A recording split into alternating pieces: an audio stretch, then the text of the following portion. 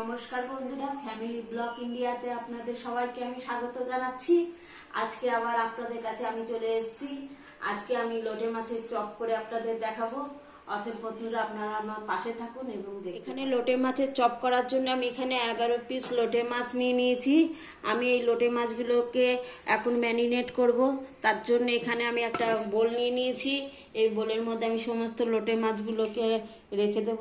দেখুন, লোটে মাছগুলোকে আমি কেটেছি, শুধু মাথার অংশ কেটে ফেলে দিয়েছি, কিন্তু লেজটা রয়েই গেছে। এরকমভাবে আপনারা রেখে কাটবেন। এবার আমি সব মাছগুলো আমি এই বোলের ভিতরে রেখে দিচ্ছি। আমি এর মধ্যে লবণ দিয়ে দেব সামান্য পরিমাণে।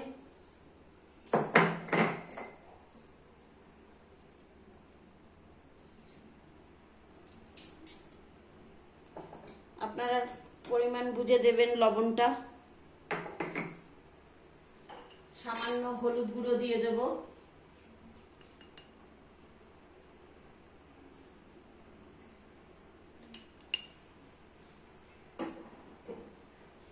আর সামান্য সর্ষের তেলও মিশিয়ে দেব।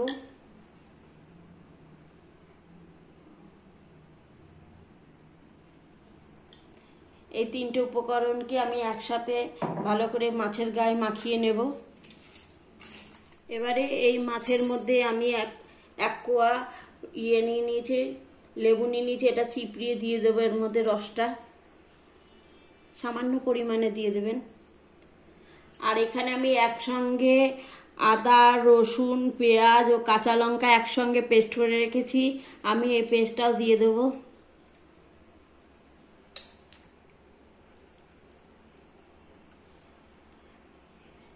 এটা আমি 2.5 চামচ মতো দিলাম। আর এখানে আমি পুদিনা পাতা আর ধনে পাতা একসঙ্গে বেটে রেখেছি, এটাও আমি দেব।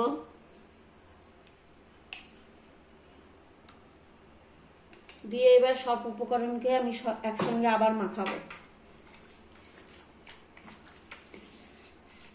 আমার এটা ম্যারিনেট করা হয়ে গেছে। এবার এটাকে আমি এক সাইডে রেখে দেব।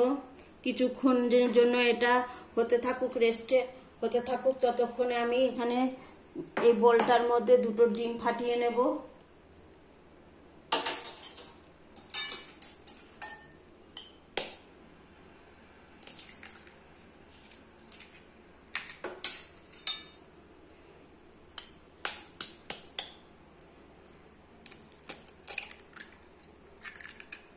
এই ডিমের মধ্যে আমি সামান্য পরিমাণে একটু লবণ দিয়ে দেব।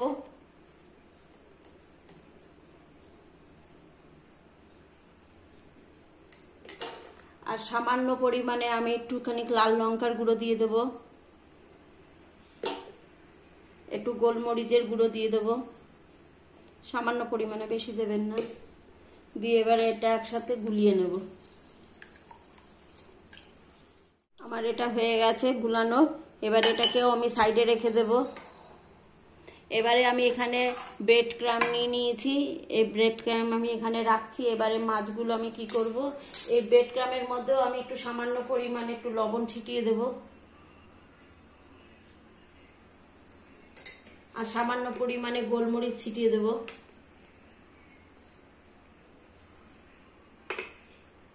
দিয়ে একসাথে নাড়িয়ে চাড়িয়ে নেব একটুখানি, সব জায়গায় যাতে মিশিয়ে যায়, সেইভাবে সব জায়গায় মিশিয়ে নেব।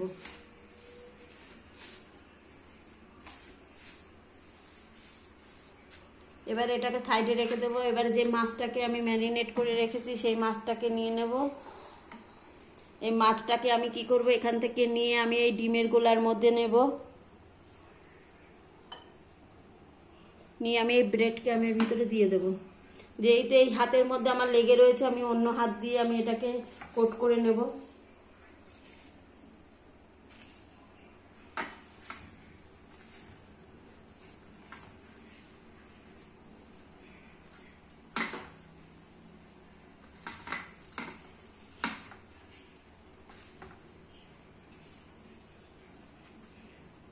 এটাকে আবার ডিমের গোলায় আমি একটু চুবিয়ে নেব।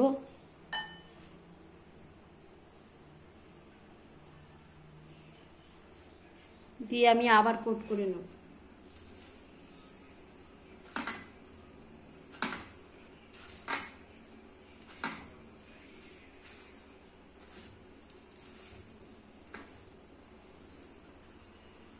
করে এটাকে আমি একটা পাত্রে নিয়ে নেব।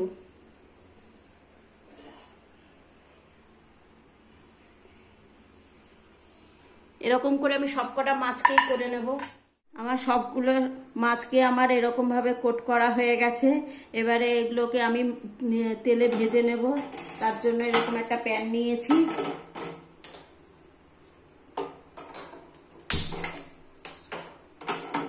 এর মধ্যে আমি সাদা তেল ঢেলে দেব, একটু বেশি পরিমাণেই দেব যেহেতু অতগুলো মাছ ভাজবো। এবার এই তেলটাকে আমি গরম হতে দেব। এদিকে আমার তেলটাও গরম হয়ে গেছে। এবারে আমি হাই ফ্লেম করে রেখেছিলাম এটাকে, এবারে আমি আস্তে করে কমিয়ে দেব। কমিয়ে দিয়ে এবারে আমি এক এক করে এর মধ্যে মাছগুলো ছেড়ে দেব। বেশি জোরে দেব না, তাহলে কিন্তু আমার সমস্ত মাছগুলো উপর থেকে হয়ে যাবে, ভেতরের থেকে কিন্তু একদম হবে না।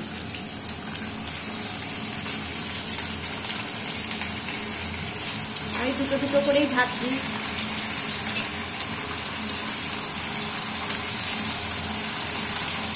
আমি এবার এই মাছগুলো যেহেতু হয়ে গেছে আমি এগুলোকে তুলে নেবো, একে করে খুব সাবধানে তুলবো যাতে ভেঙে না যায়, খুব নরম মাছ তো।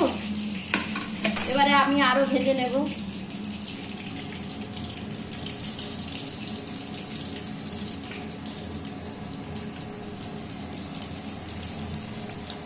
এরকম ভাবে আমি অল্প আছে আস্তে আস্তে করে সমস্ত মাছগুলোকে আমি ভেজে নেব।